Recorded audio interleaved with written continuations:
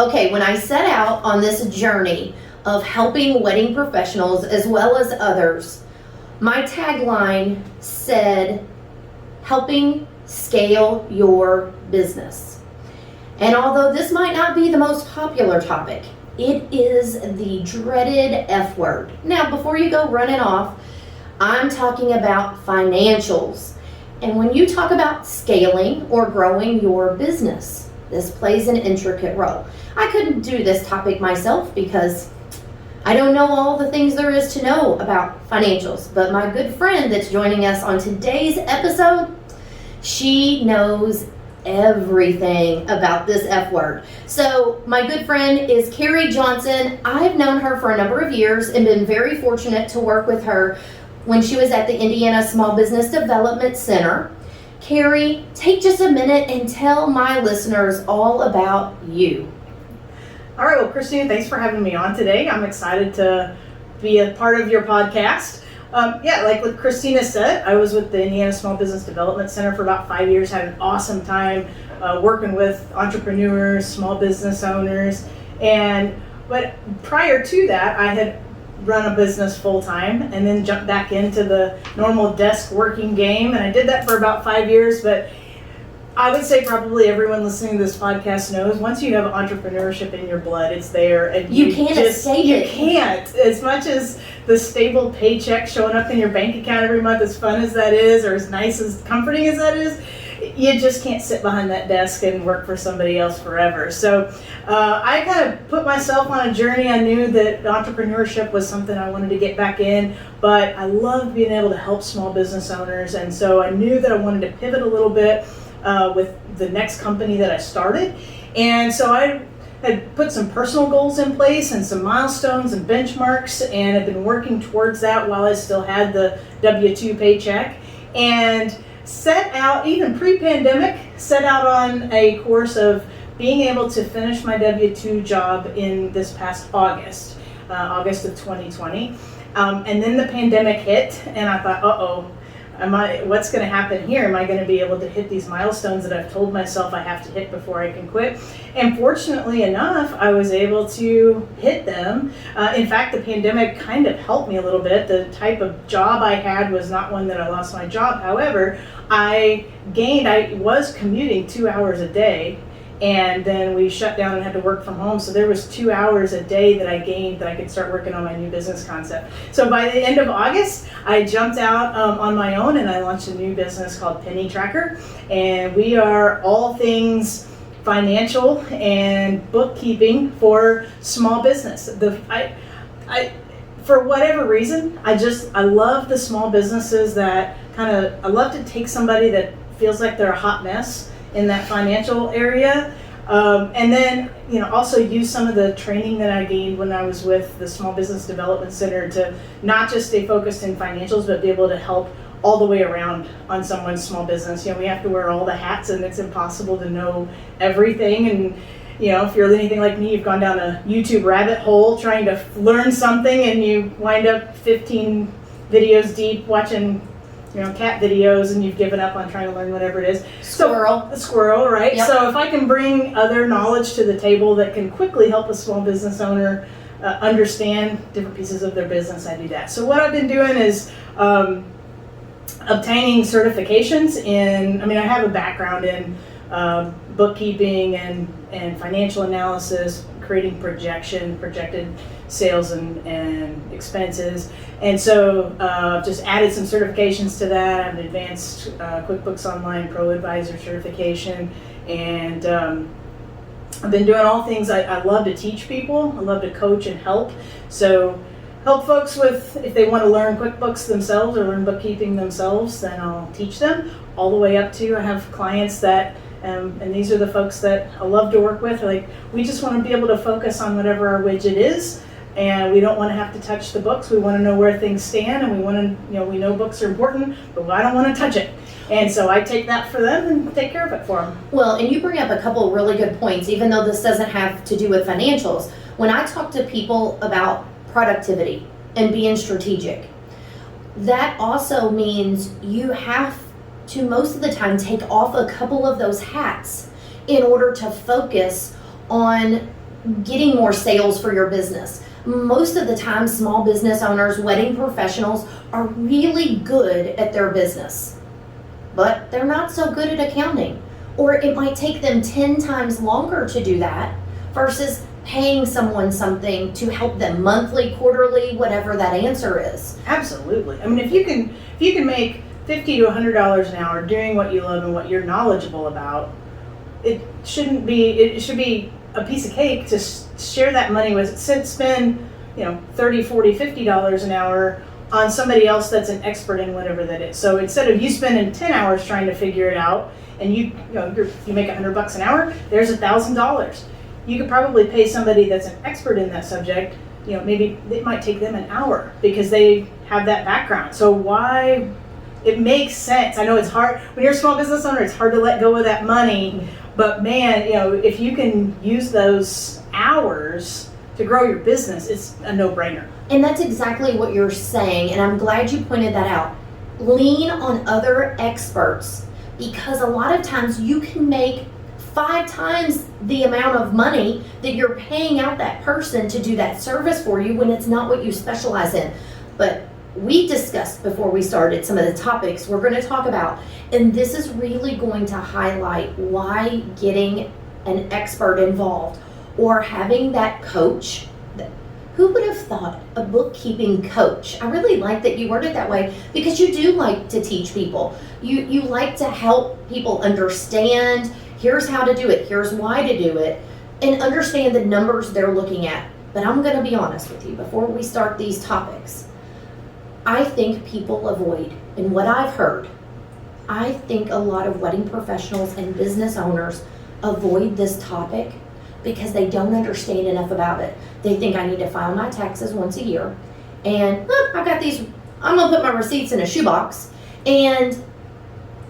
but you can't just look at it once a year. So I know you've compiled some good topics for us. So you wanna start in on the first one? Sure. All right, let's go with the first one. Yeah, so I just kind of created some things to think about or some helpful hints. So the first one isn't really about the writing down numbers at all, but the first one that I think is most important, and I know a lot of us got kicked in the teeth in the last year with this one, but the first one is to set a goal and plan to build a cash reserve. Because I worked with gobs and gobs of small business owners, especially pre-pandemic, that felt like as long as they could see that there was a balance in their checking account, then they didn't have anything to worry about. Well, wait a second. I think you got to go back. Cash reserve. We need we got to have an explanation there, Okay. Kari. Come on. All right. So a cash reserve is taking a chunk of money that you can determine, you're the business owner, you determine what amount of money is that you need to keep in cash, not cash under your mattress, but liquid cash, in a checking account, in a savings account, in a money market, something that you could get access to right now. You don't have to sell off stocks or hit your 401k loan. You can get a hold of it right now. So what I used to coach people was think about the biggest kick in the teeth, the biggest pain point you could have in your business that would cost you money. Is it a piece of equipment that costs $10,000? If that went down and you couldn't do business, couldn't manufacture whatever it was, or you couldn't take pictures, or you couldn't edit video, how much would you need to be able to just go out and buy that thing so that you can just be right back in business and not have to figure out financing and then see if you're approved or not and then get it? That's how I used to coach. Well, and some people can't go with a break in that business. Right. They have to have a solution right then. And I love how you think the most expensive piece of equipment, maybe spend some time on what makes my business go? What makes that go? And what does that cost? Exactly. Because you would need to replace that item to keep your business going. Exactly. Okay. Yep. So back in the day, in my olden days, I ran a screen printing business. And so I have big pieces of equipment that printed on shirts and apparel. And so, obviously I can't run out and buy a printing press if mine breaks. You mean you can't go down the seconds. street and get one? Walmart doesn't carry those anymore. Okay. But it'd be I could be back up and running a whole lot faster if I knew I could just write a check for it or put it on a credit card and I had the cash to pay for it as soon as the credit card bill came, than to try to go get financing. I mean, we all know if you've been an entrepreneur and self-employed, and if you don't have a spouse that has what I call a real job, good luck getting financing for things. Or it's a challenge. It can take a little bit. You can get Right. approved, but it's not as easy. Here's my W-2s, here's my pay stubs. Exactly. Okay, here's your loan. And what you're saying too is, it's not something you can just run down the street and get, but you could possibly be in contracts for work. Yeah. You've got deadlines to meet. There's a whole nother set of problems that come along with not just being able to perform the work. Right. But Exactly. we're just talking about financials today. Right. That's a whole nother topic. Yeah. So the cash reserves, is there a way that they could kind of figure, I know we just talked about equipment. Mhm. What else should they consider? Other things you should think about is, I mean, obviously, but pre-pandemic, I'd never coached anybody to think about, like, what if the government just steps in and tells you your business can't operate for several months? That had never crossed my mind, but it does now. We've right? learned a whole We've lot in the learned. last year, haven't So I think, I think there's a couple different perspectives to think about. One, a cash reserve, and I know this gets overwhelming because most folks are like, I'm just lucky to pay all my bills every month. What do you mean try to save money? But it can be done. And it can be done on minimal income, really, if you are focused on it and you see the long-term benefit. But you want to think, if you're self-employed, you want to think about it from two perspectives. One, you want to think about your business side.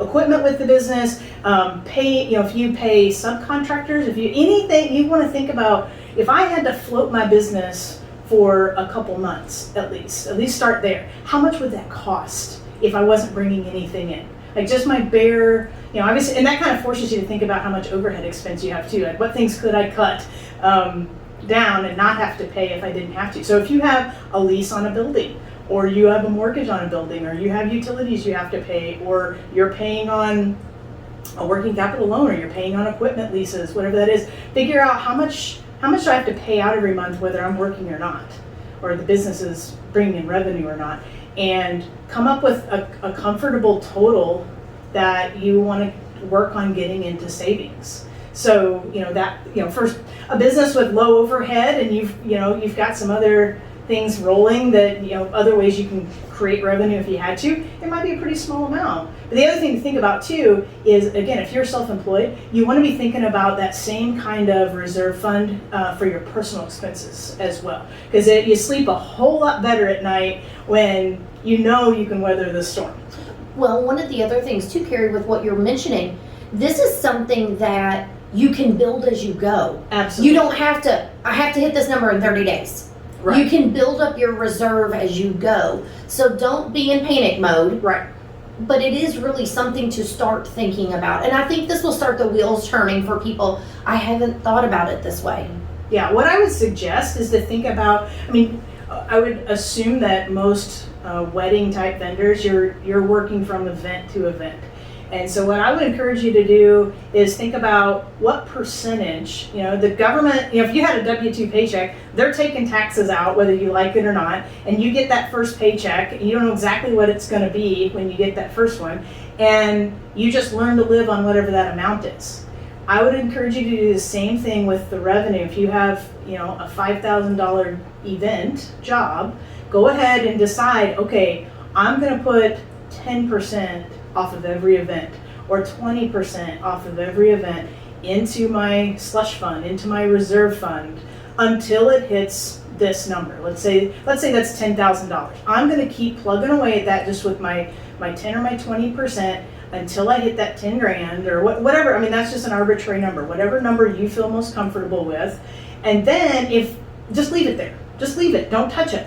And then if you get in a bind and you need it for some cash flow, it's there. If you need it for equipment, if you need it to sustain, it's sitting there. But the kicker is, if you ever have to spend out of that, stop and go back to replace that money before you move forward. So if you've gotten it up to your 10 grand and you're like, okay, that's full, so now I don't have to put 10% or 20% over there, and you've started putting that back in your pocket or reinvesting in your business, then you need to make sure if you took money out of that account that you start doing that again until it's replenished. Because it's all great if you start with one, but then if you deplete it and then you don't build it back, then you're right back where you started from. Well, and it's your business. You get to make the decision. So you can be as aggressive or kind of a slower number as you need to be. There's some people out there listening might be like, oh my goodness, I hadn't thought about this. I will need to take 50% out of everything over this next month. However it works best for you. And that's what I like about this. this can fit for anybody. It Right. doesn't matter if you're bringing in $500 or an event or $50,000. You can adjust this as you need to. And I think for people hearing this, I love how you said don't forget about replenishing. If you have to pull from it, don't forget about replenishing that. So I think that's really important.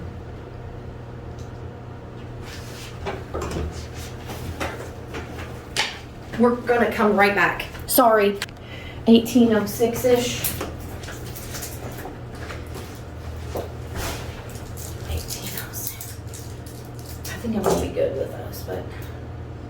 Okay. I will set them here just in case. 1806. We're gonna pick right back up. I guess I'll say something to the effect. Okay, that was a big topic. What else do you have for us, or something like that? That way we can get.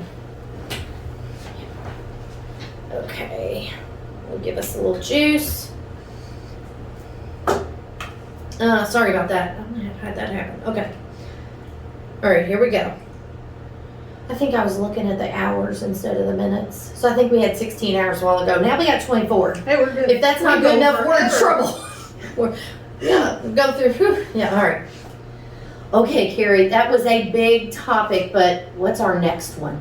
Well, the next one is something that I think most folks don't really even think of. Maybe the first one was ones people don't think about a whole lot. I was going to say, I think that's, but this one is, I guess it's near and dear to my heart, but these numbers are near and dear to your heart. I'm just enough of a money nerdy junkie that all this stuff just resonates well with me. But anyway, you're just so lit up, like you love this topic. Like you have to check this out on YouTube because as soon as we hit record, she just can't wait to talk about it. All right, gosh, let's share it with them. All right, so second thing to think about is accurate bookkeeping is not just for tax time. I know most of us, we take care of our finances just for Uncle Sam.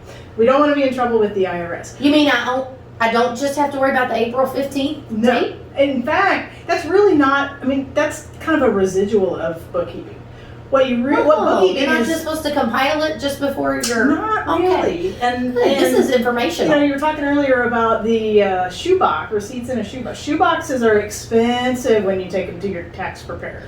They don't like shoeboxes very well, right? Well, let's hope. Hopefully nowadays people are using QuickBooks. Side note, they do have a really nice feature with scanning in, even with your cell phone, your receipts. Yep. And we gotta give a shoebox credit. Now you can keep them in it, but you should take a picture and get that over into your QuickBooks. In fact, that's one of the workflows that I use with my virtual clients. Is they use the receipt capture, and when you use receipt capture, you can write on the receipt, like this is for cost of goods sold, or this was for this expense, and snap a picture, and then I can look at the receipt, I know exactly where to put it. When you reconcile, you're actually categorizing it correctly. Yep. And you can also set it up where you can email receipts to your QuickBooks account, and it'll show up in that receipt folder, and my clients will do that as well. They'll hit forward from their Amazon receipt or whatever, and they'll type on the top of the receipt, this is for cost of goods sold, and I put it on this credit card, and then they don't have to touch it again. I have all the information I need to be able to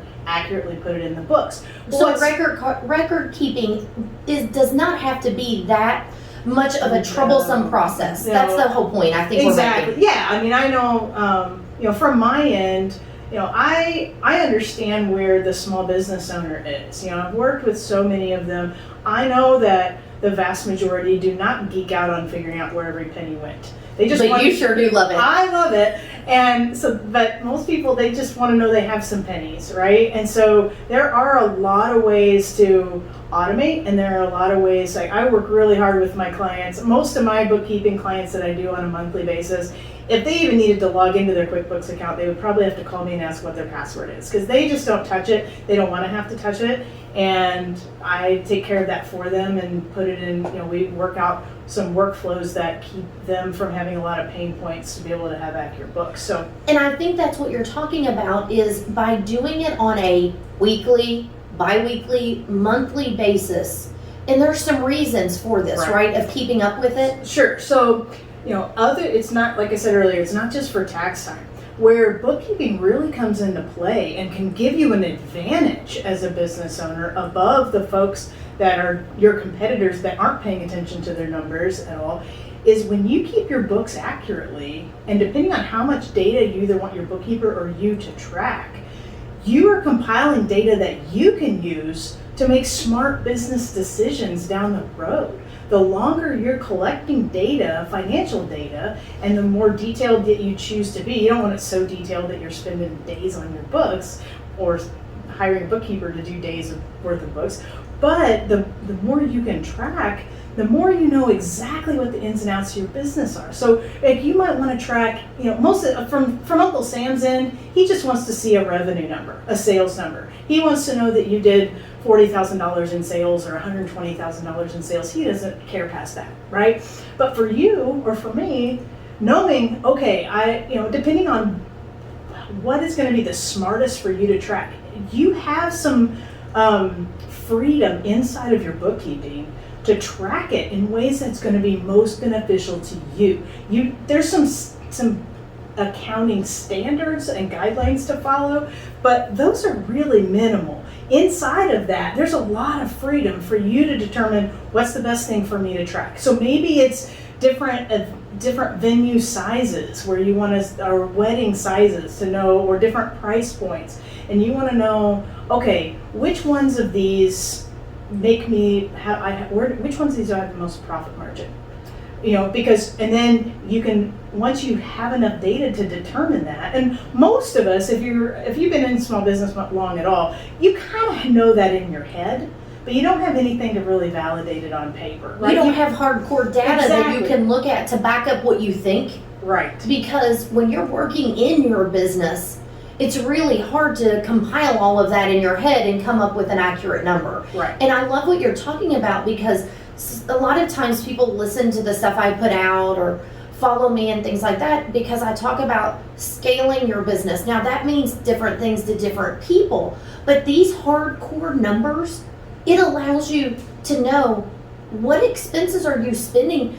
Is there some things you can cut? Right. Is there events that make you more money? Like you mentioned, is there venues where these events happen that you turn a bigger profit? Maybe you don't have to have as many as assistants, or you don't require, as a vendor, you don't have to have this, and this when you're at this venue. Right. You're basically giving your business the upper hand, is what I'm hearing you say. Yes. And same thing with, and the more accurate your books are, the more you can project in the future. I have clients all the time like, how do I know when I can hire a person? How do I know if I'm making enough money to be able to add to my staff?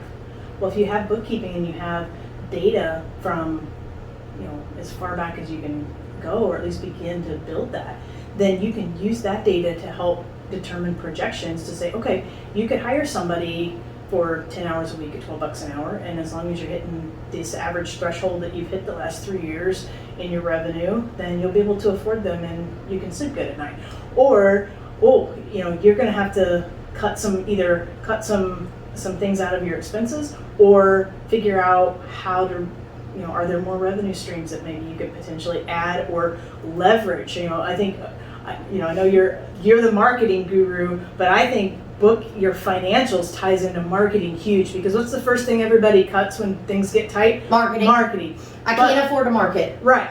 Sometimes it's how can you not afford to market when you're trying to bring in more money? Let's say, you do feel like you have to back up the marketing a little bit. If you've got solid financial data to know which type of client is your highest profit margin, if you've got to back off some of your marketing, then you would have, looking at your financials, if you've tracked it accordingly, you can use your financials to determine exactly where every marketing dollar should be spent that's going to be most effective for you. For some really good targeted advertising, because you know that this type of client or this type of project brings in higher revenue or higher profit standpoint. The other or thing less time for you. Less time in it, yes. The other thing too is I like how, what I believe that I'm hearing you say is that you have a little bit of play in how your information is customized, because when you use a platform like QuickBooks. Mhm. You can push out a click of a button. You can push out a report. Well, depending on your industry that you're in, you may want to track certain data, and that's what I like hearing you say about you coaching and bookkeeping, is that person gets to know your business Right. and what are your goals, so that Mhm. way you can make sure that you're tracking that information, but on a maybe monthly or Absolutely. quarterly, because not just at the time you've got, well, I've got to get my tax stuff together to get to my CPA or whoever does your taxes. Right. Yeah, I think it's important as a business owner, if a business owner enjoys doing their books, great. Learn how to do them, do it. If you don't enjoy doing it, or it's, you'd rather gouge your eyeball with a pencil, I was going to say, most of them I think are going to be the latter. yeah, then hire someone to do it that you trust, but a piece of that person's responsibility should be making sure that you are provided with, there are certain financials reports that every business owner should at least be able to understand. You shouldn't necessarily have to be able to create them if you don't want to, but you should be able to understand what those reports are saying, and that's a profit and loss statement and a balance sheet and a cash flow statement. And I know most of you, and a what? Eyes have glazed over. Let's go back over that one more time. Yes. Let's go from that in the beginning. So, P&L statement. P&L, something. income statement, or profit and loss statement. That's all the same thing. And what that is money in, money out for a certain period of time. And that's all it is. It is for the month of March of 2021, here's how much money was brought in. And you can, again, inside of your own bookkeeping, you can categorize that however.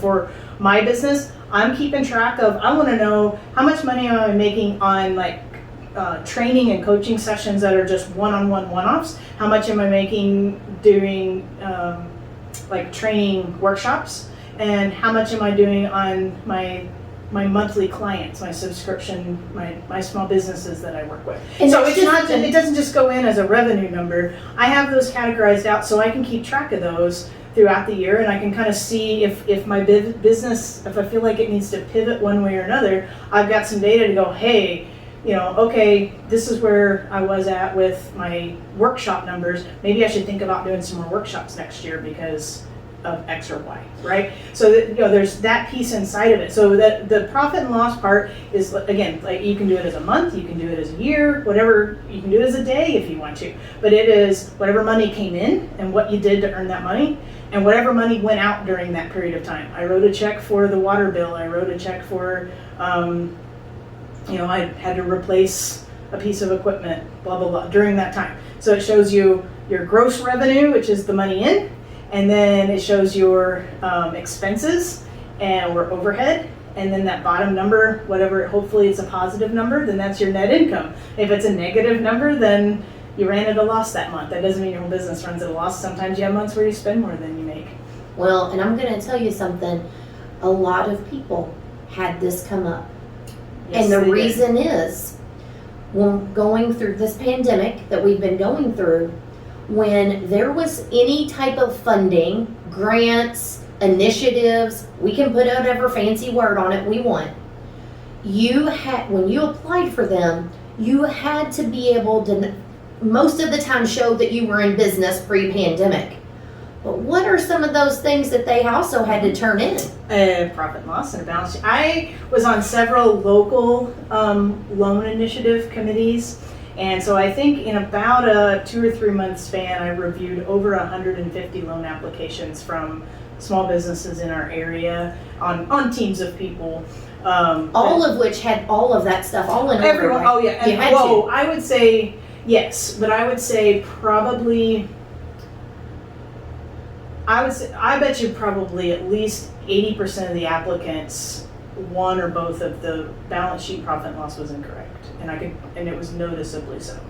And so I spend a lot of time. I would ask permission and often go back to those clients, even though I'm just kind of an anonymous person on a committee, but I was working for the Small Business Development Center. So if it was something really critical that I could tell what the error was and know like this isn't accurate, it's just wrong on this sheet, wrong on this statement, then I would either like alert the client or alert whoever the loan was going through and say, hey, you might want to go back to them and ask them to revise this, because all the other people on the loan committee are going to be screaming and yelling like, we can't give them a loan because it says this. When I knew them well, I could kind of read between the lines. Okay, it's just an inaccurate number on here because they don't know. They didn't know how to calculate it correctly. Or they clicked QuickBooks and they just, things hadn't, they hadn't done like year-end closes or something They like that. hadn't done the processes to get to the Exactly. right numbers at the end of it. Mhm. But the whole point of talking about this is to apply to get a lot of these grants initiatives. Everyone that I know of, you had to have financial data.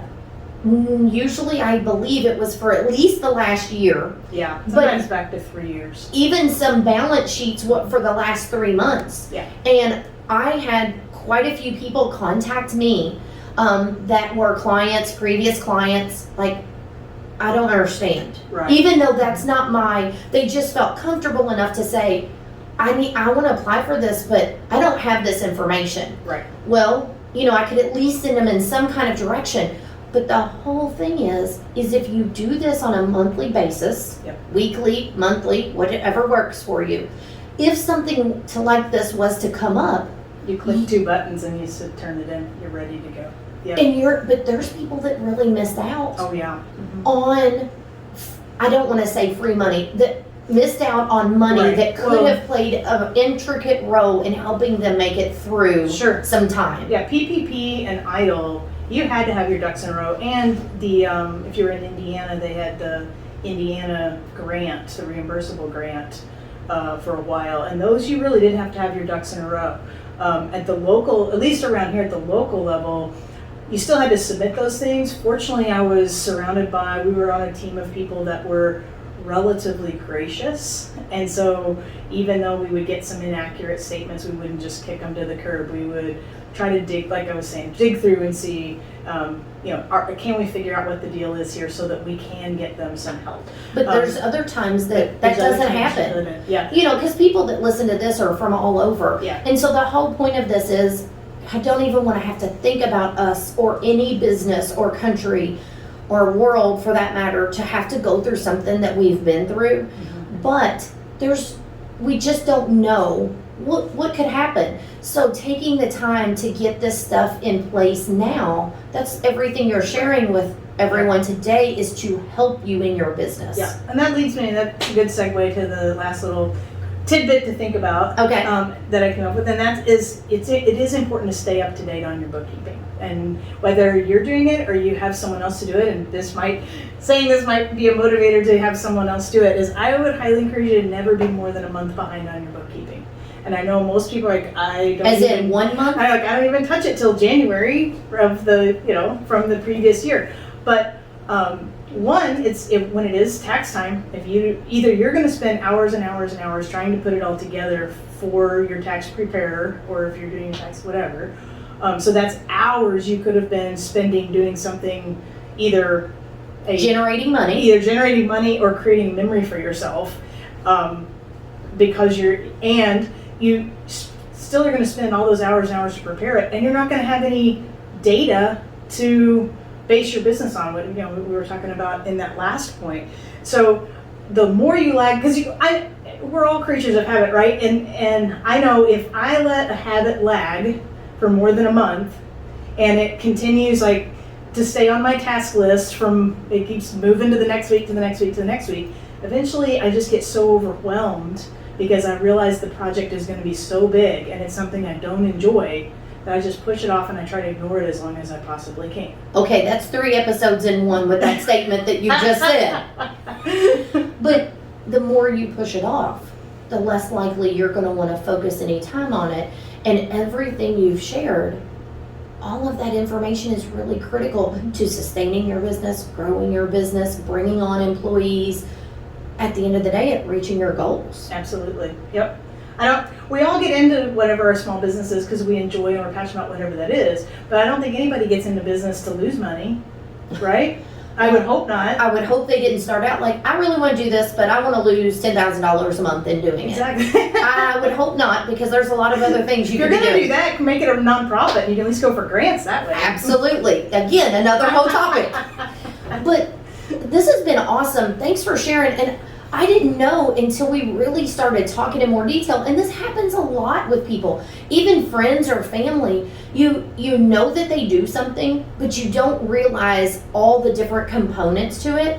And so I'd like for you to share with people, can you work with people all over? Do they need to be local to our area? Yeah, no, absolutely. I can, I have clients all over.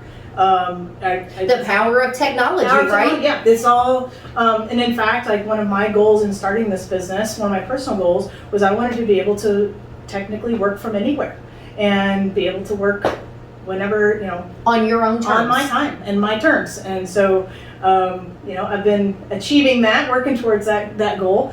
And so, ideally from my end, I primarily work with folks that are using QuickBooks Online. That's the easiest way to connect. I can get into the back end. And what's cool with QuickBooks Online, when you have an accountant hooked to it, and I'm not a CPA, I'm at a bookkeeper level, and at bookkeeper prices.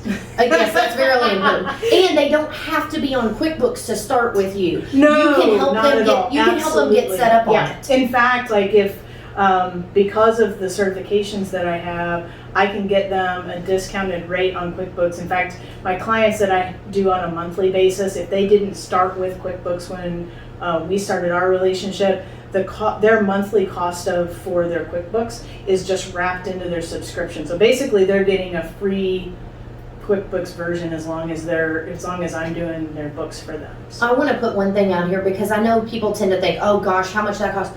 QuickBooks Online is really affordable. Mm-hmm. It honestly is very affordable. No matter if it's a side hustle, if you're a one-man show or one-woman show, or you have a team of people. Right. In all honesty, I think people tend to, when they hear software or technology, they're like, oh, how much is that going to cost? So the other thing too, Kari, is I really like also that you'll coach, like take them by the hand and show them and explain them to them. Please. You'll do that part. Or you can take all of it off their plate, as you mentioned in the beginning, right? Right. Right now I try to be as Flexible as possible. as I can, but I mainly have 3 different levels, if you will. I have kind of one-off training where you can buy blocks of time.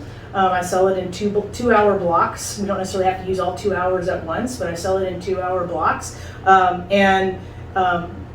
I'm going to offer today to anybody that mentions this podcast, for your first 2-hour block that you may book, I'm going to give you 20% off of that. Right now, the current rate is $120 for 2 hours, so you get 20% off of that. If you're listening to this 5 years from now, I don't know what my price would be, but you would still get 20% off if you mentioned the podcast. Well, thank you. I didn't even know you were going to do that. Yeah. That's awesome. Yeah. We'll make sure that we put all of Kari's contact information too. You don't have to scramble for a pen or a piece of paper. It'll be in the show notes, links where you can get access, and we'll put a note in there Sure. too about the discount. Yeah, so thank you for doing most that. folks, if they're wanting to do their own books, can I get you? Maybe they don't know what they need. Exactly. Will you even just talk to them to see what they need? Sure. Everybody gets a free consult right out of the gate. I mean, just so I can kind of see where they're at, what they're doing, and kind of Maybe they don't do anything. give them some direction on, because if you're just doing it as a side hustle and it's one thing a month and there's not that much, I may tell you like, hey, you could pretty easily do this in an Excel spreadsheet for a little while